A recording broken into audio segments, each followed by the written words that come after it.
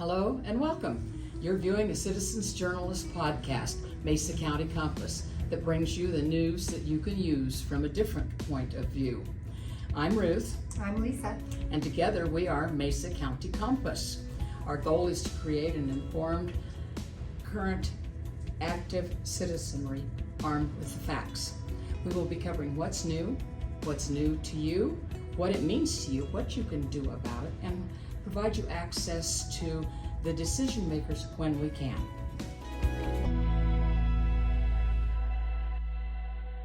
Good afternoon. We're here with Mesa County Compass, and today we are having Cody Davis and Tom Acker are being interviewed. Both of them are running for County Commissioner for Mesa County. So let's begin with Cody. Cody, how did you get into this, and why did you get into this, and what are you about? Just a little bit. Absolutely. So I'm a fifth-generation native in Mesa County. My great-great-grandparents moved out here in the late 1890s in search of opportunity. Founded in tenant farming. They didn't actually own the land, just moved from farm to farm, farming locally.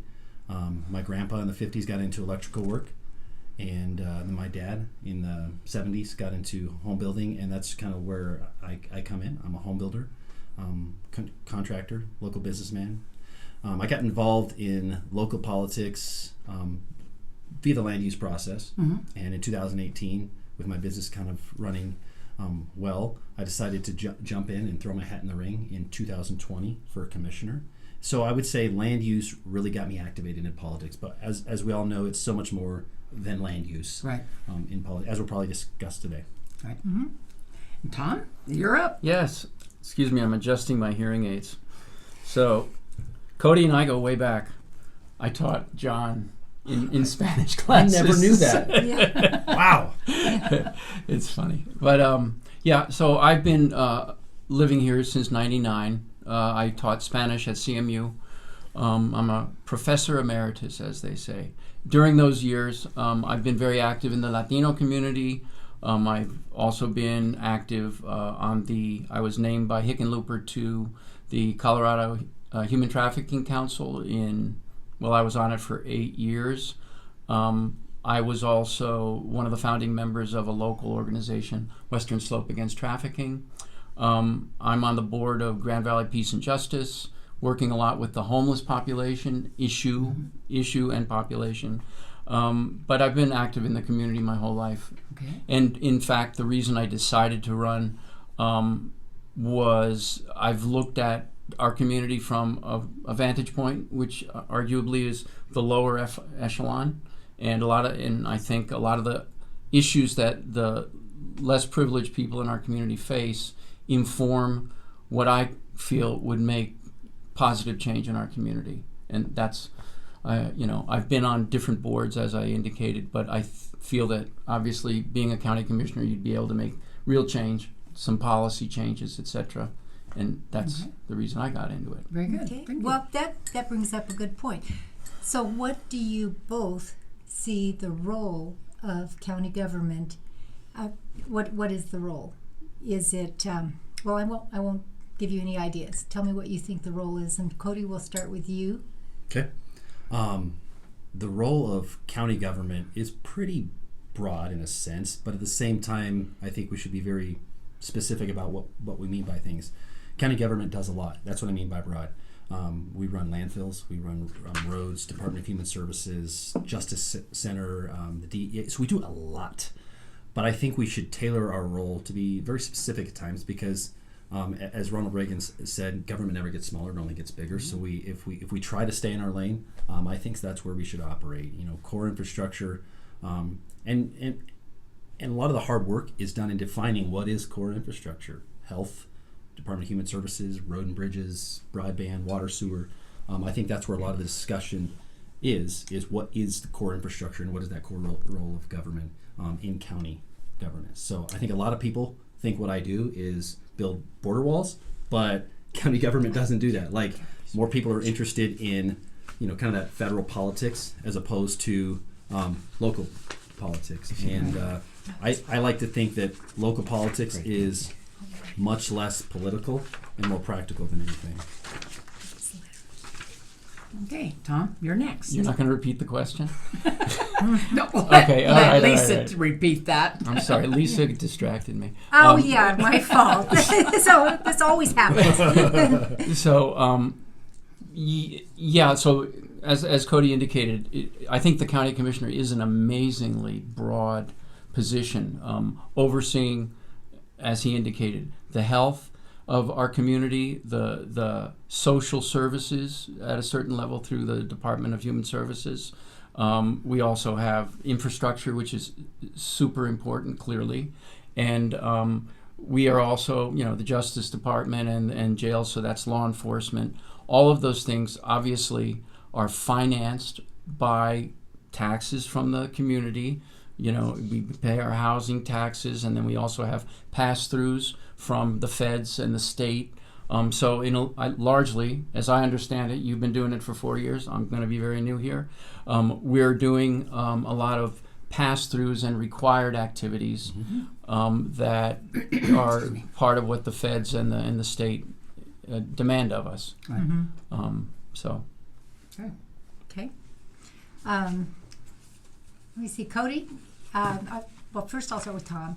On your posters, do you have open, honest, and Independent. What does that mean? Why did you pick those three? You know what a committee is? I do. Okay, well, it was a committee decision. So the language is, we're in an environment that if you're identified as a certain affiliation, you're right away discarded, or discounted, I should say. And so we're interested in presenting the issues that people are concerned about, which in talking to people, they're very concerned about low wages, and they're very concerned about the expense of housing. Those are bread and butter issues. Everybody, it doesn't matter what political affiliation you are. And so we're trying to attract and engage members of the community that might not ordinarily be interested in talking to a guy with a D after his name. And so that's part of the reason for that choice of vocabulary. Okay. And Cody, if you didn't put anything on yours, what would be 3 words that you would use to describe yourself if you were to put something on a billboard? Honest, open, independent. I'm just kidding. I think those are good. No, those are all good words. I think off the top of my head, I don't want to throw words out there, but to talk about, kind of that independence. Yes, we have to ascribe a letter to our name. I've chosen the Republican Party because I think it most represents my values and where I stand. But that doesn't mean that I am in lockstep with the leadership of that party. I think there needs to be some form of independence. We need to be able to think outside the box. And I think there's a lot of good things about the party system. I also think there's a lot of bad things about the party system. And there's this perception that if you are a R or if you are a D, you have to vote a certain way, or that you always think that way. And that's not been my experience as a commissioner. And in fact, there's been a lot of positions where I was actually on the other side of the majority of Republicans on different topics and different issues. And I think that's, as candidates, it's incumbent upon us to express what our principles are and how we operate. Because I can't tell you exactly how I'm going to vote on because I can't anticipate everything that's coming forth. So I put forth a set of principles that I believe will help people understand where I am. And I believe there is a core role to government. I want to keep government, I think there's a balance, right? There's a role for government, like building roads and bridges. I think they should be the best at it, be the most efficient at it, and we should fund it well. Same with the Sheriff's Department. I think we should fund them well. We should have some of the best paid sheriff's officers in our community, because that's a tough job. They put their life on the line. So we should spend money on that. So that in that role, taxes are good. Spending money is good. In other functions, we have to be limited in our scope when it comes to fees and regulation, because we only inhibit, or rather restrict, the ability for the private industry to bring the services that we expect from them. So 3 words, kind of hard to put off the top of my head. I didn't have a committee to put that together, but maybe we'll develop one later. Yeah. You got 2 weeks. Okay. No, that's what I was thinking. 4 weeks, right? Yeah. We're coming down to the line. Yeah, That's are, for sure. we are. Right. Ballots in the mail today. Oh, I'm going to ask a question then. So, what do you perceive, and think about this, both of you, as the major challenges facing Mesa County, and what do you see as a cure for these challenges? And Cody, we'll start with you. Sure. So funding and allocation of funds is always the biggest challenge. I mean, that's kind of why commissioners are elected. That is their biggest and most primary goal, is to allocate funding to the different departments. We do a lot more, but priorities are set through where your funding is at. Inflation has been a huge impact on Mesa County's budget. It's been a huge impact on my personal budget, on most people's grocery budget, gas budget, you name it. They're spending a higher percentage of their funding on those basic necessities, which leaves less for other things like recreation, having fun, spending it on themselves. Right. For example, Mesa County in 2019 paved approximately 20 miles of road, overlaid about 20 miles of road, or chip and seal, you name it. But we're repairing about 20 miles of road with some form of sealant or top layer. Today we're doing about 10 miles with the same percentage of budget, which means we're servicing less roads, and that's purely due to inflation, of cost of goods and such like that. So we actually have a ballot issue this fall. It's 1B, and it's controversial because we're asking voters to forego their Tabor refund, and we're going to put it solely towards roads. It's not going to the sheriffs. It's not going to any other department. It's solely going towards road maintenance, because if we get a PCI, which is a pavement condition index in the 60s, in the state of Colorado, pavement condition index in the 60s cost the average consumer about $500 a year in vehicle maintenance. And if you've ever hit a big pothole, popped a tire, put your alignment out, it's expensive to get those things fixed. So we're asking for the voters to forego approximately $110 per person, which is about $11.5 million countywide, so that we can get our pavement condition index back up, service some of the roads that are actually in the 50s and 60s in terms of grading, and get our average PCI up. We're at 72 right now. We want to get that up. And so that was a specific, but the broader question is our ability to do the same work for the same percentage of budget, because inflation has gone up. Okay. And then I want to come back to Tabor, so don't let me forget. That's Sure. both Okay. of us here. Tom? Okay, so would you repeat the question, please? I will. What do you perceive as the major challenges facing Mesa County, and what do you see as a cure for those challenges? Again, looking at, from my vantage point of the people least able to confront the inflation that Cody's talking about, I was just in a trailer park in which the residents over, I think the last 5 years, have seen a 30% increase in their rent there. The owner of the park is getting ready to sell it, and thanks to recent legislation in the Colorado State House, these people have a first refusal right to purchase this, but they need to organize themselves in 3 months into a co-op or a resident association. They need to identify loans. They need a loaning source. They need to pull up $25,000 among them. And we visited with these folks, and they're working folks. The folks we met with were all Spanish dominant. The people anybody that is dealing with government bureaucracy is always going to be challenged into exactly what that means and how they're supposed to respond to it. So in response to Cody's idea of that we need to limit government, I think given the fact that we have numerous trailer parks in our community and the opportunity through this legislation of people to stabilize their living situation and not have to worry about a new owner coming in and jacking up the rents or the fees for whatever they're living for. I think it's the role of government to facilitate these guys. They've got this legislation passed, but trying to get the community to all agree to the same thing, all be willing to invest their time and energies in getting the funding, etc.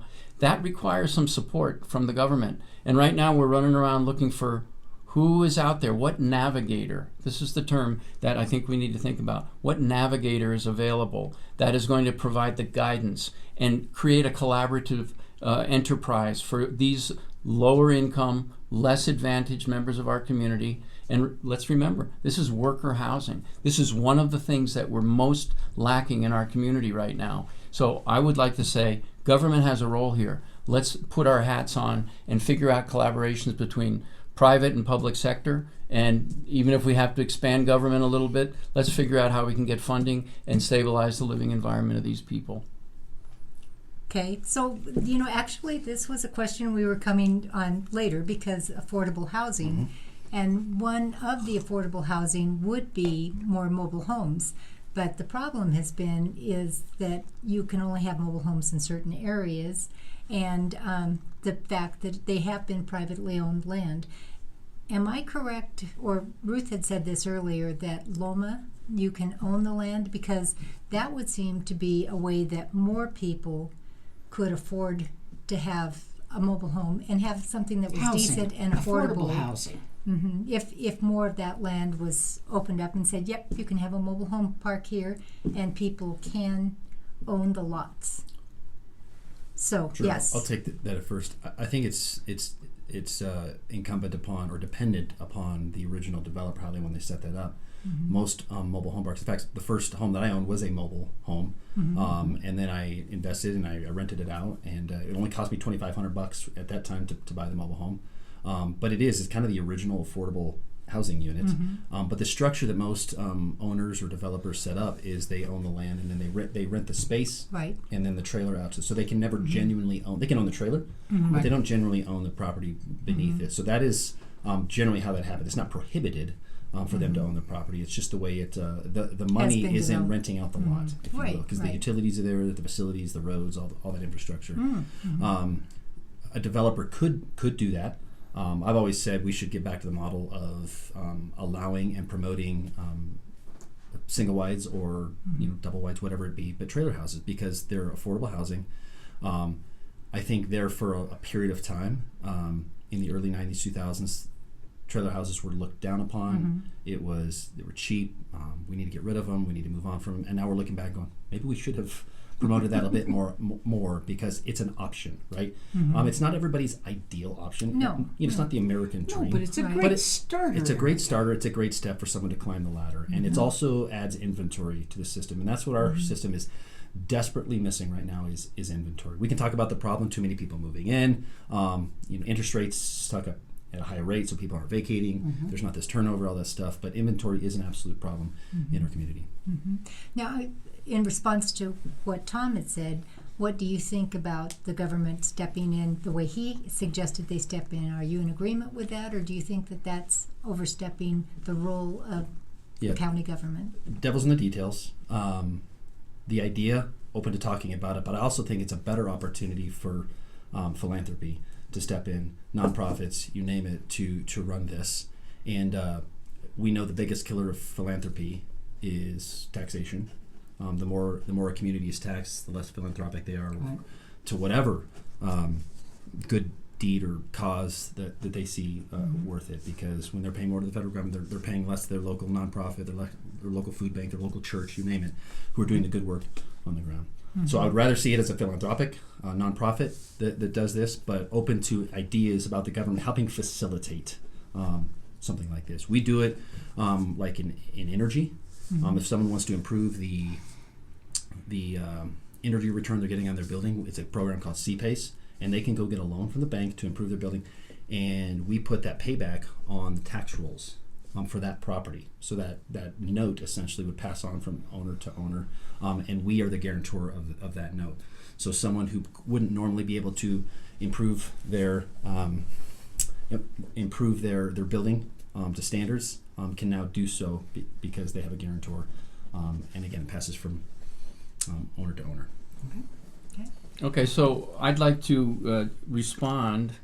When we talk about philanthropy, we would recognize that a lot of the money that goes into nonprofits is a means of avoiding paying taxes on the profits that you've made as a corporation.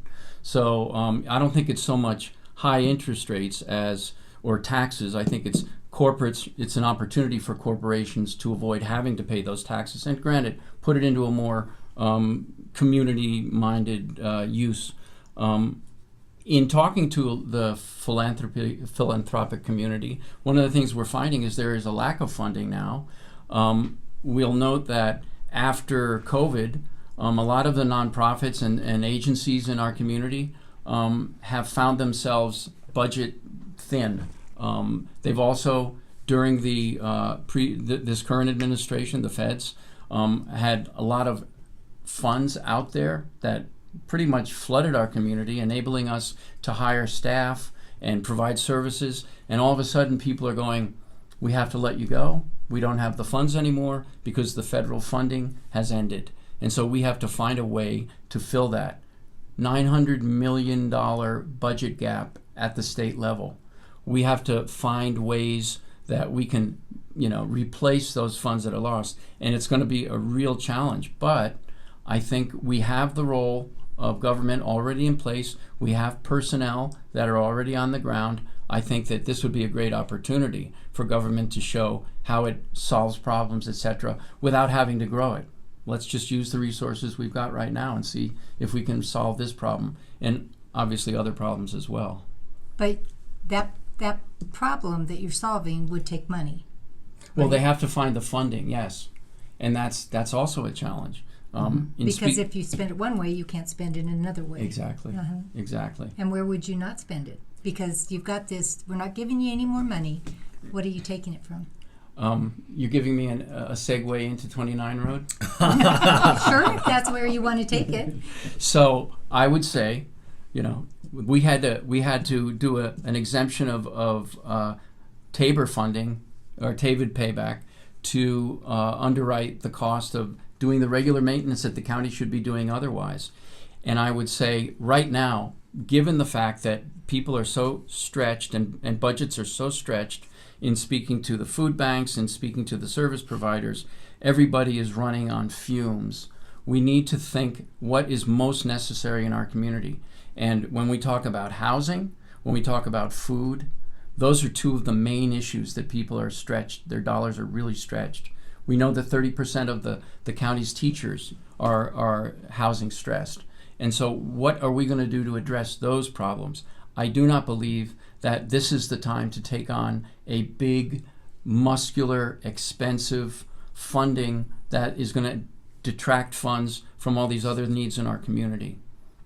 Cody, your response? So specifically to 29 Road, you're right, it's going to cost money. It's going to be a reallocation of funding. But just because budgets are tight does not mean we should stop investing in our future. Mesa County's always done a really good job of being future-minded in terms of its transportation needs.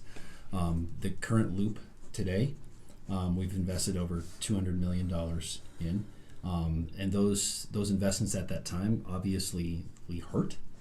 They were hard to do, but we look forward to those investments. The 24 Road corridor, the River Parkway, the 29 Road bridge over the river, the 29 Road bridge over the business loop. All those were investments made at the time that we're now realizing. Businesses can now pop up. We gain additional revenue. The Costco that's going in north of the interstate is going to generate, in the first 20 years, they estimate, for the county and city together, about $70 million in revenue.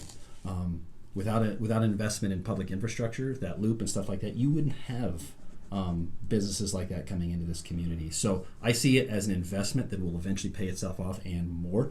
There are 3,000 plus acres of private ground north of the interstate that is mostly commercial and industrial, but there is potential for some residential too.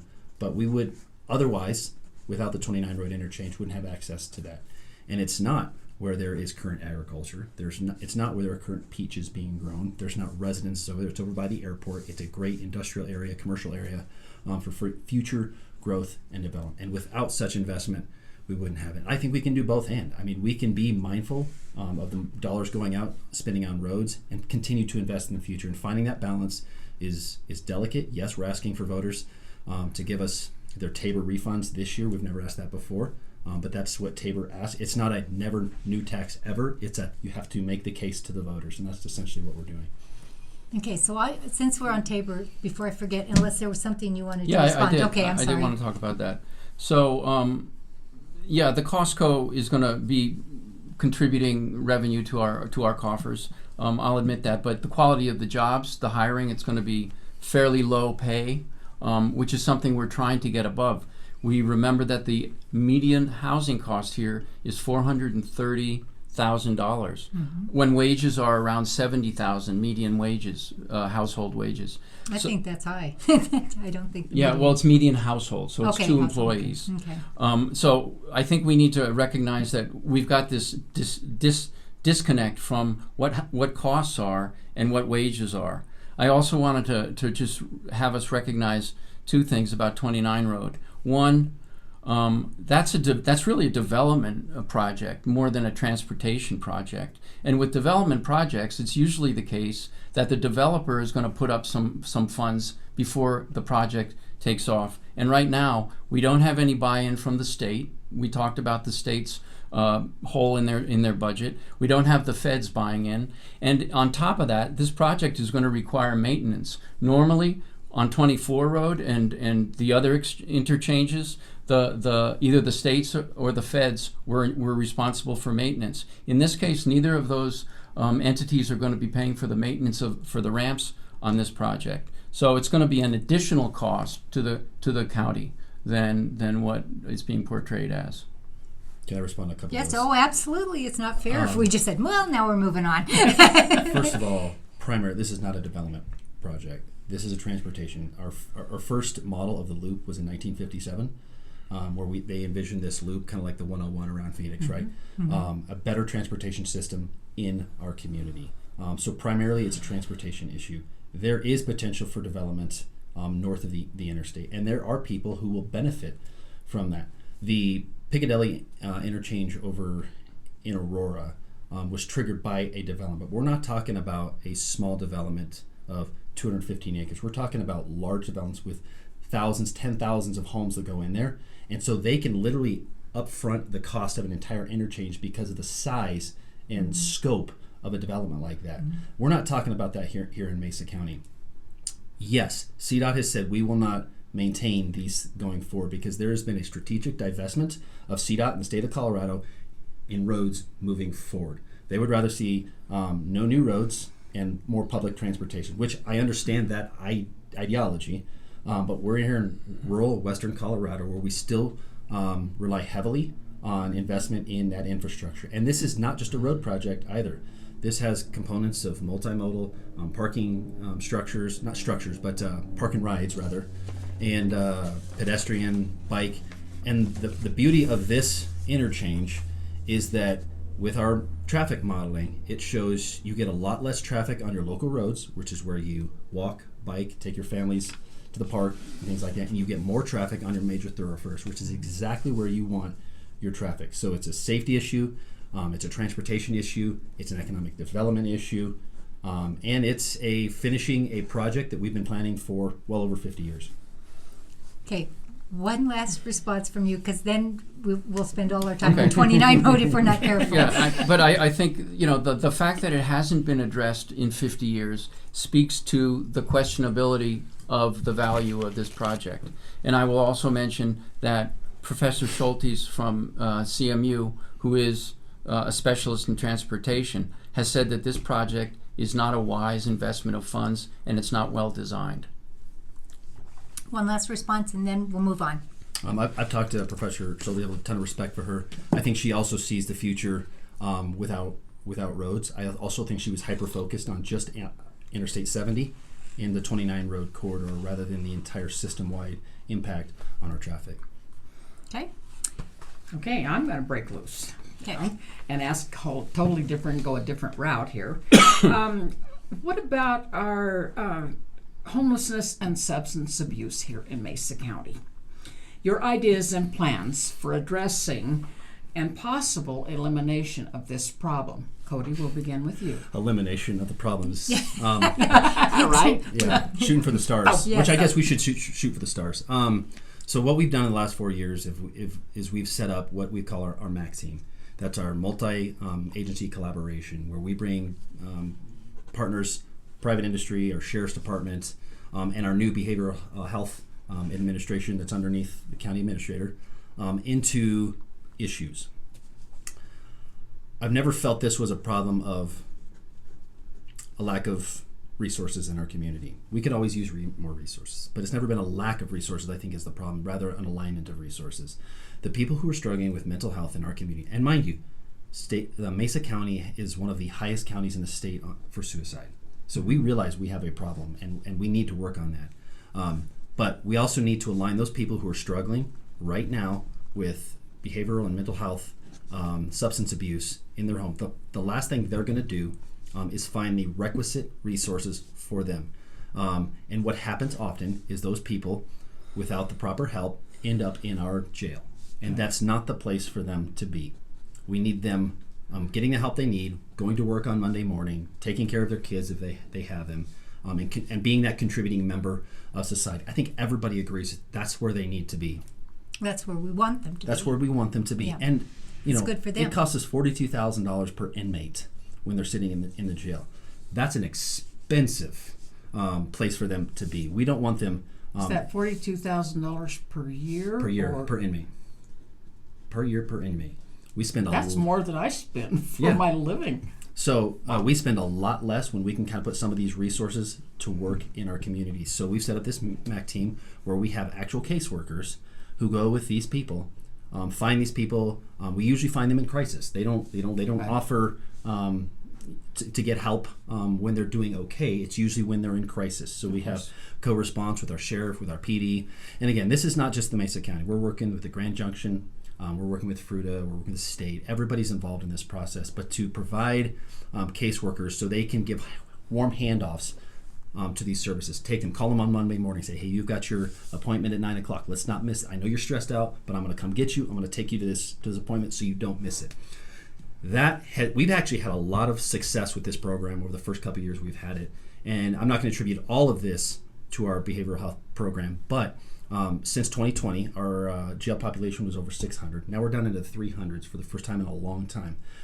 We're keeping the violent criminals in jail where they need to be, and those who actually need services, who are not violent, who need to be in the community, going to work, taking care of their kids, are in the community now. And that's a community-wide effort. It's not just the county, but we've made progress on that. And our suicide rate has finally plateaued. And I'm optimistic that at some point we're going to start seeing that come back down, because the first thing it does is plateau, and hopefully it eventually comes down. So when you say there are enough resources, where so they're just not accessing the resources? Is that They what don't know you're they're saying? there. In a moment of crisis, they don't know where to go. When you're in a moment of crisis, you're not thinking straight, clear, and that's when problems happen. That's when you make decisions you otherwise wouldn't make, and unfortunately sometimes end up in prison for it. Tom? Yeah, so I've worked on this issue with Grand Valley Peace and Justice as I'm a board member, and they've worked continuously on this for a number of years.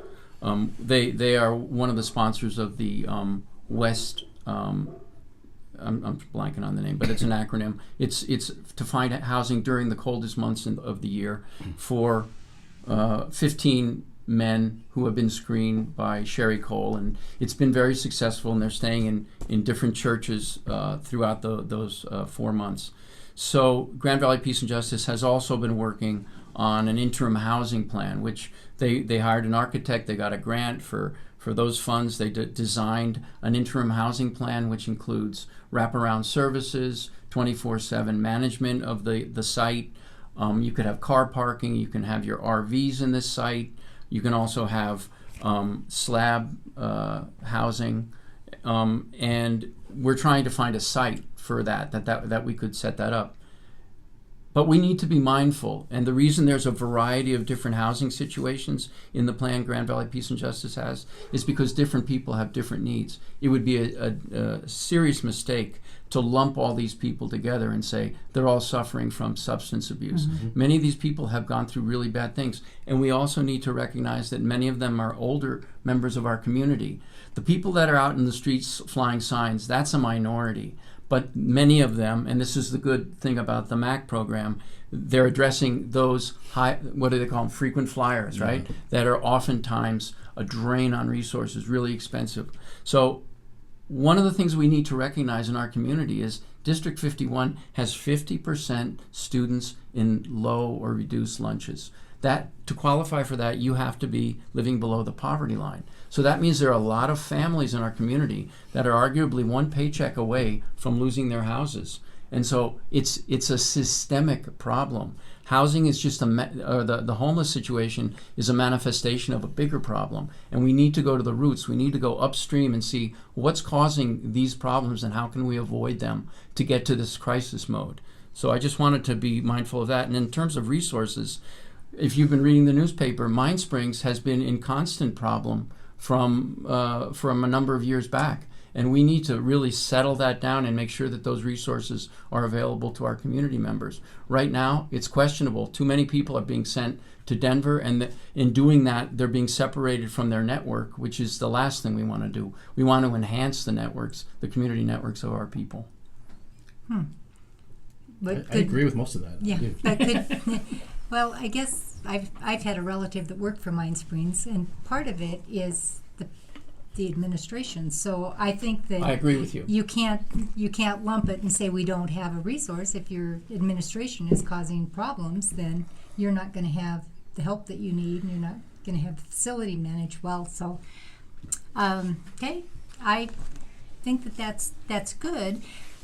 I guess my issue, and it's not you or Cody, either one, but sometimes it feels like in our community that I know when I was teaching, one of the things they said is create expectations for people, and they will live up to the expectations. If you don't expect them to do any better, they're not going to do any better. If I don't expect someone to get off drugs and to become a viable member of the community, that they won't. And that it seems like at least the city uses the carrot and stick approach with us frequently. They say, okay, here's the carrot. We want you to behave in this way, but if you don't, this is what's going to happen to you. And it seems like even with welfare, it used to be workfare. So how do you address that? Because if I'm an employer, I know, and I'm being real broad here, that one of my friends said, it is so hard to find somebody that can pass a drug test, because you don't want somebody working for you that is not able to work because during part of the time they're smoking dope or whatever. They're not reliable. They don't show up. I mean, it's a problem for the employer. So how do you think that you can address that problem, and is there a way to put something that sets an expectation that we can't continue funding forever unless we see some sort of response on your part? Or do you think that's just being mean? Who do you want to take this one? Both. I want both of you to take it. Go for it. I'll take it after you. Okay, I'm gonna use. Okay, so you said you need to have people. You need to set expectations for individuals. Mm-hmm. Okay, now you know Maslow's pyramid of needs. I do. Okay, so if people don't have a feeling of security and have their physical needs met, you can't have them aspire to be successful. They're down here, and we need to address them there. That's why Housing First works well in Denver. It's increased the people, it's taken people off the street, it's gotten people into housing. That's what we need to be thinking about here. We can't be unrealistic. We have to meet people where they are. Okay. And again, I don't want to brush broad strokes with segments of our community, because there's different problems with I understand that too. There are people who are genuinely struggling in the moment, and with a little help, right, they're back on their feet, and they're going. And I agree. So it's a hand up, it's not a handout, right? And there's segments that works really well. There is also a segment of the population, no matter I think where they're at, they are too addicted, in love with their current way of life. I struggle with the Housing First model philosophically, in that the project in New York was a Housing First project, and I don't think anybody would say that's a success. And because at some point, again, back to the carrot and the stick, if a person has housing and all their needs are met, what do they have to aspire to? What do they have to work for or put an effort towards? And again, this is this tough love, and where we draw this line is honestly a lot of the public debate where that line rests, and you either got too big of a heart and you're giving too much, or you're mean and evil and you're not giving enough. And I think this is where this public debate comes into play. But we got to be careful with that housing first model as well. I kind of compare it to a municipality. Well, not a municipality, but areas that aren't incorporated, right? Let's take Clifton, for example. It's gone to the voters a few times to get incorporated. They voted it down. Why? Because they're not going to raise their own taxes. They already get all the services they need. They already have fire service. They already have water, sewer, police. They already have all the services they need at a very low tax. Why in the world would they put out the extra effort, pay more taxes just to duplicate the services they already have? So I think it's a good debate to have. But I think we need to be very mindful of the unintended consequences of a full-on housing first policy. Okay. Did you want to respond, or? I think I can't speak for the people in Clifton. I do know that I've been in Clifton, and I've been knocking on doors out there and talking to folks, and they're not feeling like they've got too much. They're concerned that their kids are crossing 29 Road, and there's no lights and there's no safe walk. They're concerned that there's no lighting or not sufficient lighting. There's no sidewalks or insufficient sidewalks. They go and then they end. If you're out in a wheelchair or something, it's very difficult to move around in Clifton. So I would argue that Clifton needs to be an autonomous organization. And Jose Luis Chavez has said this, Clifton should be identified as a district within the county and have a certain amount of self-administering capacity. And I think that's what the citizens of Clifton would like.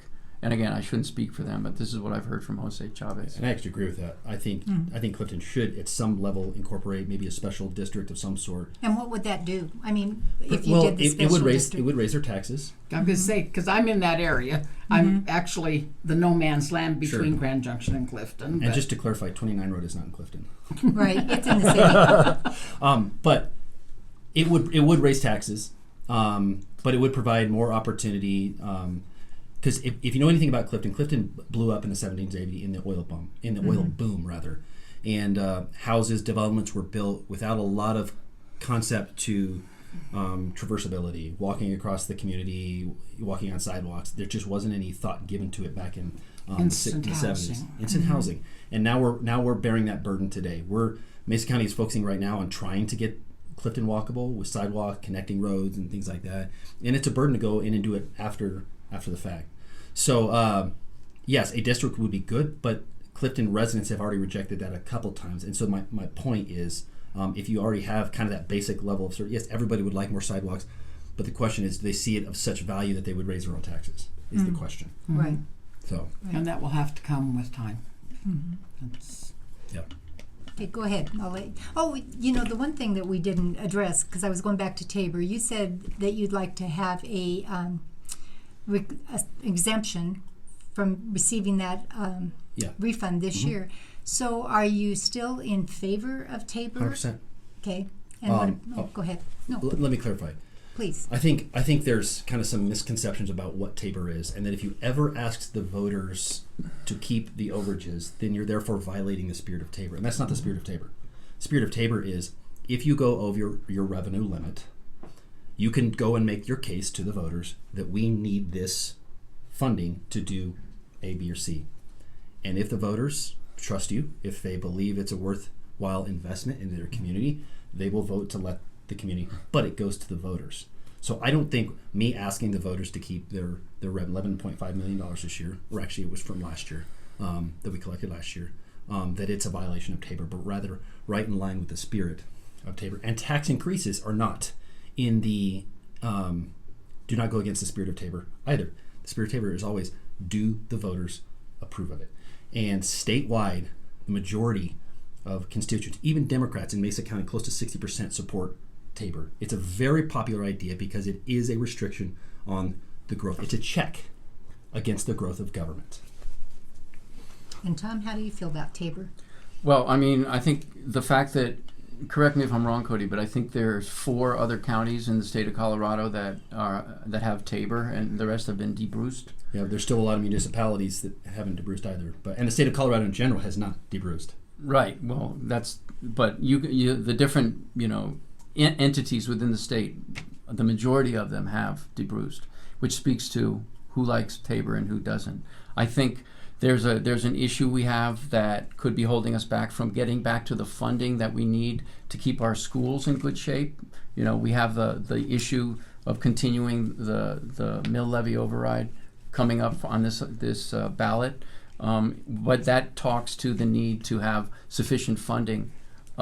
We have the issue of, and I alluded to it earlier, we don't have sufficient funds to pay the salaries that faculty in the schools need to have stable housing and be sure that they're keeping their budget within 30% to pay for housing. That's something that has not been met, and so the funds that would enable the district to retain through adequate salaries the desirable teachers that we want to have here.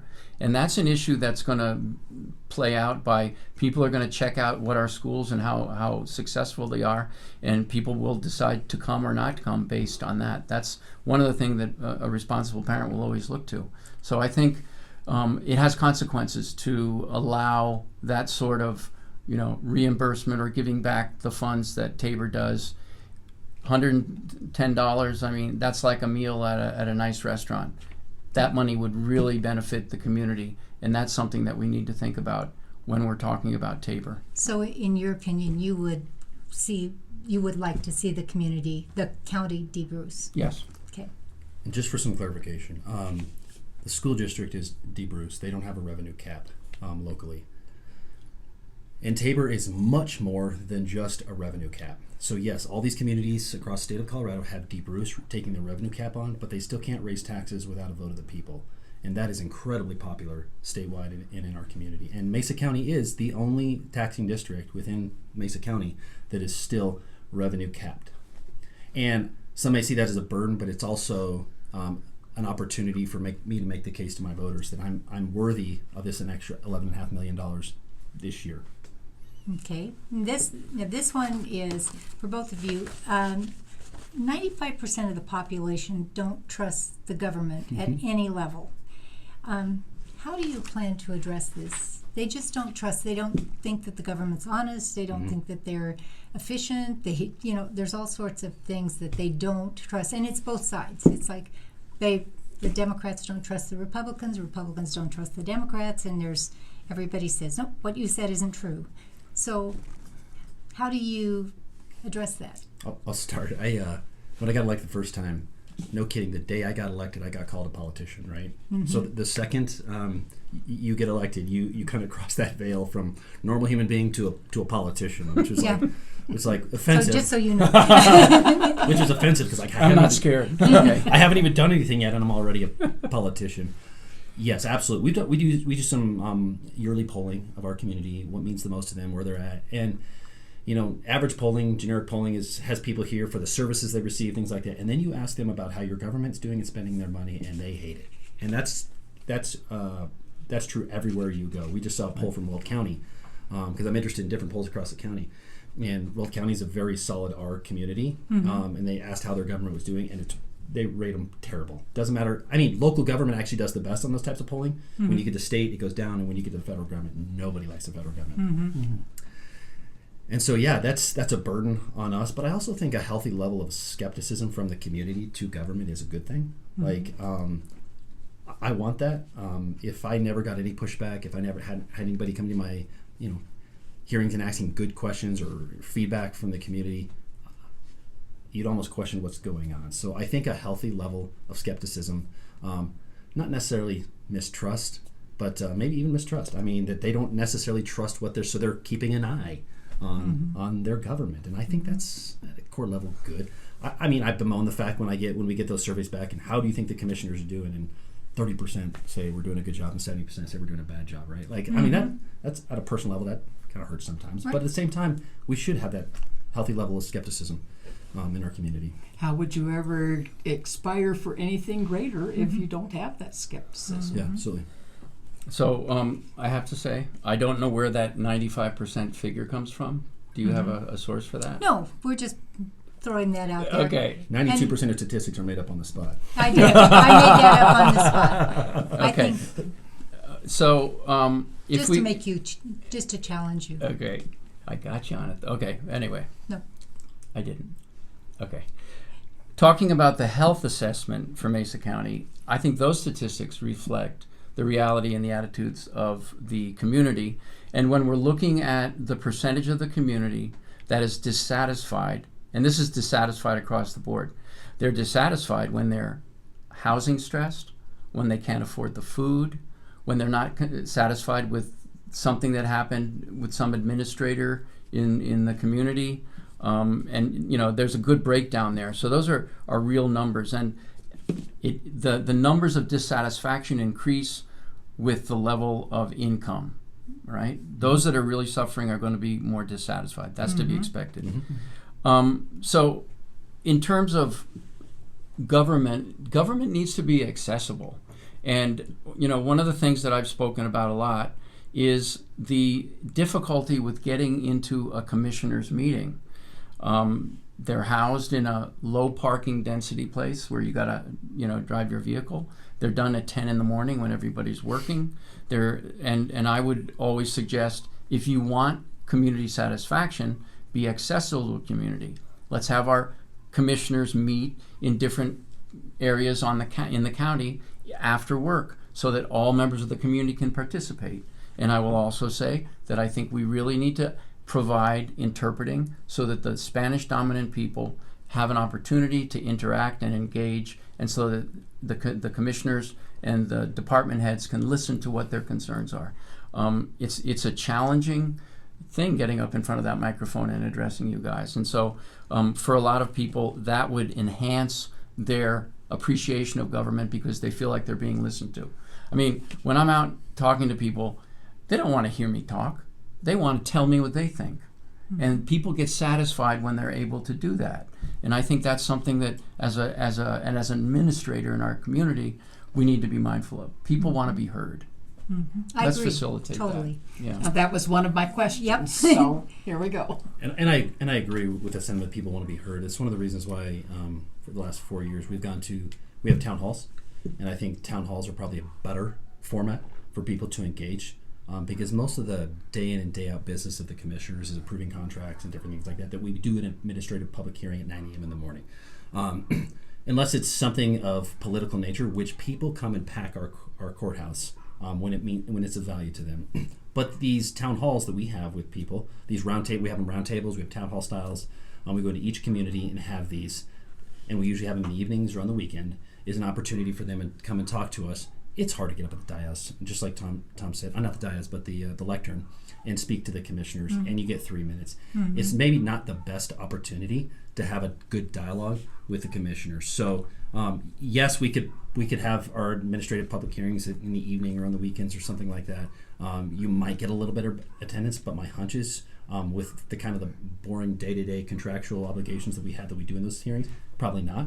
Where most of the work is done in the town halls that we have in and around our community, where people can come and share, and we can have a dialogue. It's not your 3 minutes is up, go sit down. It's well, what do you think about this? And there's this give and take. There's this iterative process, and that's where I see more of the work of the commissioners being done in terms of the community.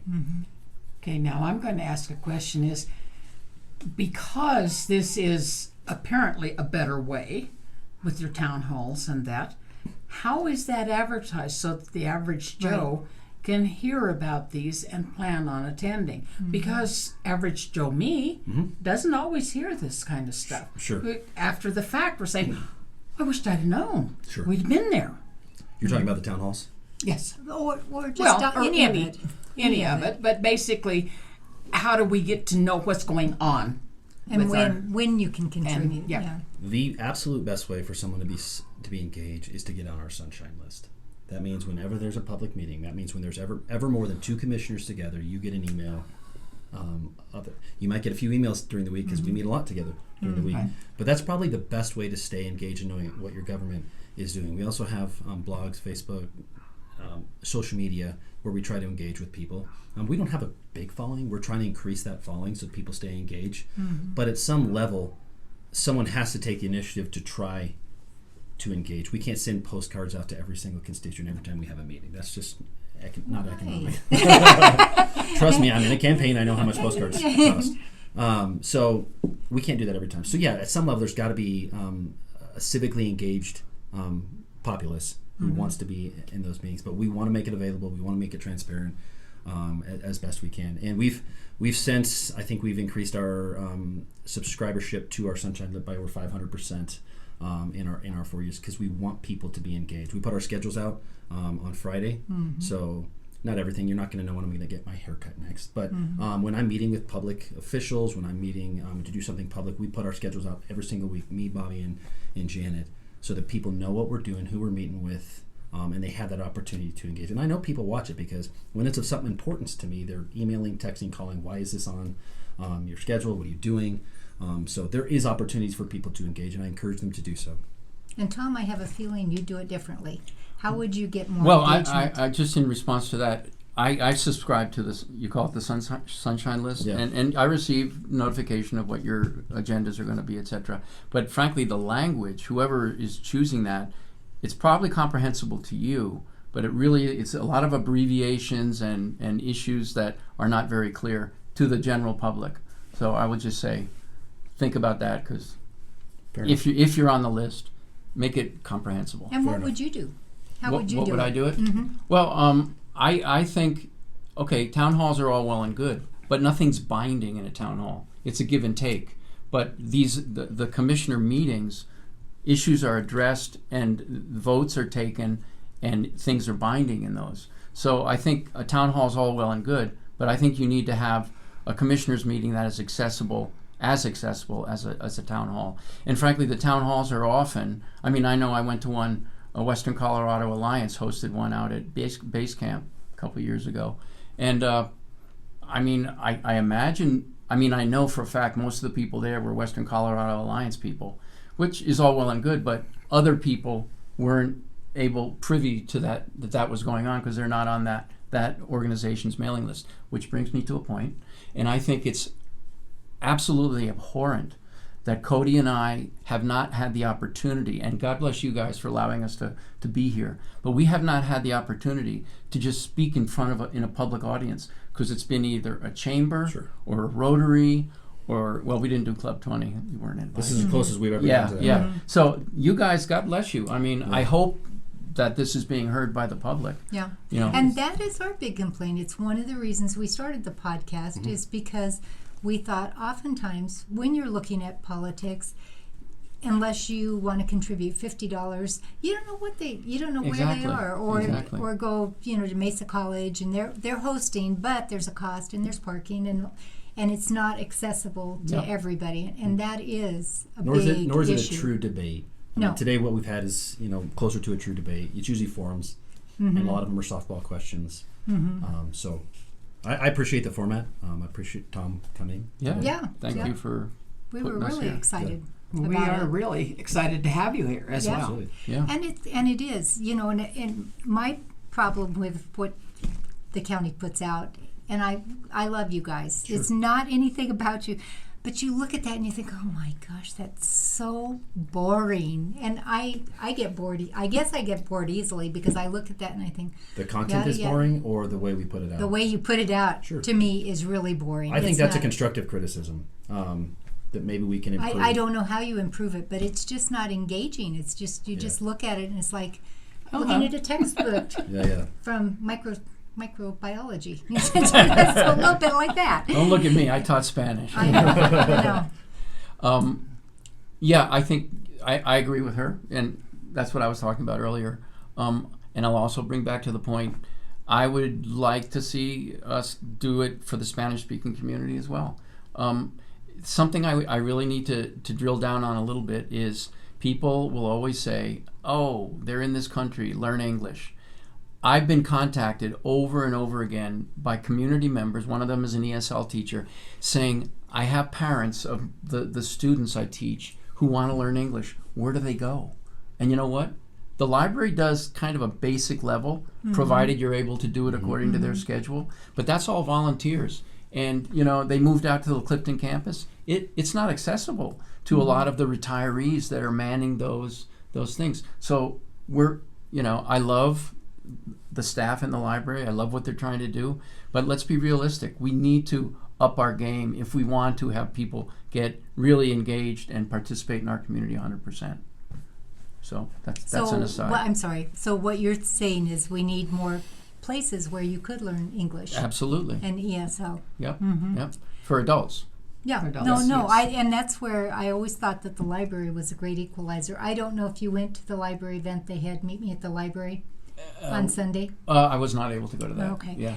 because that is where I thought if you could volunteer, helping people Yeah. learn how to read, but it's a whole spectrum of needs that there are, and I don't. Just like we were saying, with the homeless population, I don't want to compare these people to it because it's not. But you got people with university degrees coming from Columbia that just want to learn English so that they can continue their education here at CMU. But they got to get their English skills up to par. Mm-hmm. And then you have the guys that are building houses and stuff like that.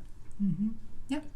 And I do think, though, that the volunteer method, because I taught at high school level and you taught at college, and I did teach some at college. I taught middle school too. Oh, bless you. It was, Yeah, I did an internship at middle school and said, no, I know. nobody wants them. They need to grow up. Put them in a box till they're in high school. But the difference is when you have people that are engaged, that say, I want to help and I want to be helped, you have a better model than when you have a government saying, this is the way we're offering this program. And sometimes I think that resources are duplicated instead of saying, okay, here is where this is provided, but you have multiple places doing the same thing. And to me, that's a not, saying, okay, this is our lane, this is what we're going to do. What do you guys think? Do you think that's true or Let me not? take it first. Sure, go for it. So, in that regard, I just had the conversation this morning with this lovely woman I've known for years, and her complaint from the parents is there's no dependable scheduling. Like the program that this woman was going to enter happens in January.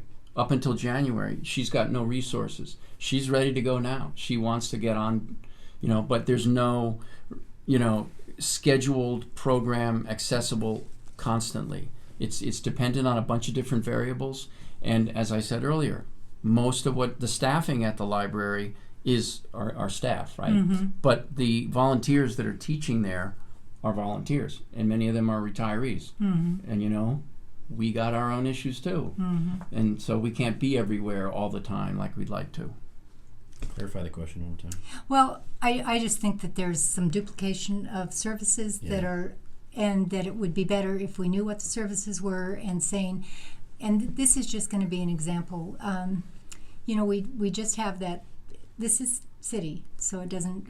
The county is the one that oversees the library, but the city is the one that has like the new resource center, and their whole purpose was to provide a place where you could go and find all these resources. Now, if the library is also providing a place, they said, well, we want to provide a place where people know what all the resources are that are available.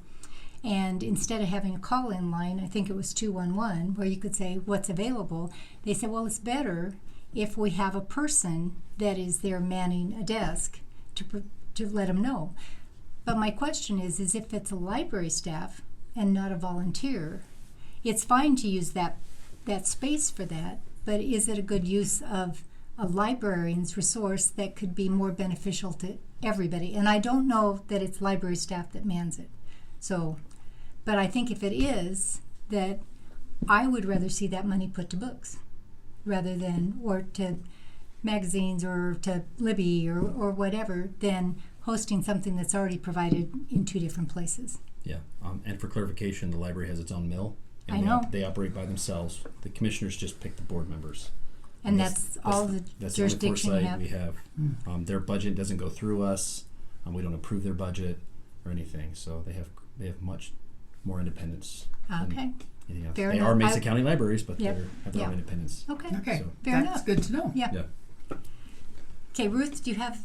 I don't have anything else. Our time is limited, and I know these gentlemen need to get on their way and do other things. So, Is if there you have anything, any issue that either one of you would like to bring up that says, how about this?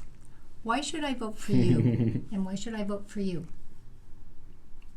I'll go first. I feel like in my first 4 years as commissioner, I've learned a lot, but really tried to engage with my community, and I believe local government, for the most part, doesn't need to be political. I think most of us agree, probably 80% on most things, like what the problem is. We may disagree on how we get there, but I've been very focused on trying to do what's best for our community in terms of that, what I consider kind of that proper role. Make sure government gets out of the way, helping with inventory. Government getting it out of the way helps with inventory in our housing. Investing for the future. 29 Road is one of those things. I'm positive that in 20 years when we look back, if this proposition gets passed and the voters give us bonding authority, they'll look back and say, hey, I'm glad we had the foresight to do this because we have X, Y, and Z out here north of the interstate. So continue to make strategic investments in our community and yet engaging with that community. I get Tom's point about the public hearings being in the evenings, and Mark says, because that's where we make our decisions. But we've been very strategic in getting into those different communities and talking to them, even when, as Tom mentioned, going to WCA, Western Colorado Alliance, which is politically divergent from my views, but engaging with that community. Tom was there as well, translating, mind you, at that event. And tough questions come from those communities because they see the world through a different lens sometimes, and that's where we need to be, is engaging with those communities, engaging in our community, and not running away from public comment. And I feel like I've been able to manage that my first term without being partisan, and even sometimes pushing back against my own party and doing things different and being somewhat independent in that respect. And I would love for the voters to give me another chance, another 4 years at the job. So I believe the housing issue, once again, is a priority that we really need to address. How do we do that? I think critiques have been made about the zoning and the way it currently is in our county. We need to make it more flexible, more liberal, so that we can have mixed zoning, so that we can have multi-unit zoning with detached housing, that we can have commercial and residential together, so that we're not sending out or developing all these distant developments out on land so far away from services, etc. We need to find ways that we can make it easier and accessible for this variety of zoning. And I'll refer to behind the Orchard Mesa City Market.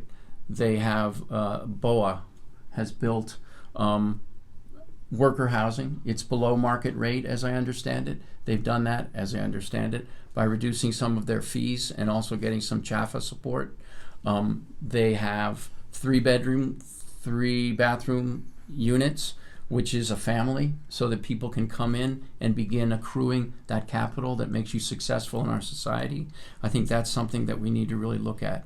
I also think that agriculture, it's all well and good that the county says we value the agriculture but we need to support agriculture. We need to make agriculture accessible to all members. We shouldn't have any food deserts here. We're an ag community producing. We need to find ways that food will be accessible to the community. Like, for example, a municipal marketplace. Can we build one of those where that it's going to be guaranteed? It's not like a farmer's market where you have to go one time a month. It's going to be a place that the producers can always bring their merchandise, and buyers can always know that it's going to be there. We need to provide access to infrastructure so that the local grower has a cool shed that he can put his merchandise in, or provide that for all of them. It's not enough to just have a community kitchen so people can do a little bit of cooking and it's a professional thing. We need to really enhance support for agriculture so that they're successful. And we really need to address the water shortage. And I think that gets back to what the zoning is going to be like. I live up in the ridges. We have irrigation. You guys have it here. Do you? I think you do here too. We do. We have. Okay, so is that wise? Is that a wise use of our water? I mean, you know that water is an incredibly scary moment, and we really need to educate the public about where we are with that, and encourage through reimbursements, etc., to have not Kentucky bluegrass, rather autochthonous, indigenous plants and shrubbery, so that it doesn't require watering. A little bit of carrot and stick. So, Cody, do you have any response to that? Or No, I don't. Good. Okay. Well, you've been watching Mesa County Compass. This is the facts as we see them, the truth as we know it. You decide, and thank you guys for coming. Thank you very Thank much you. for coming. And thank you for Yeah. sharing Yeah. all Thank your you. ideas. Yeah, We appreciate you.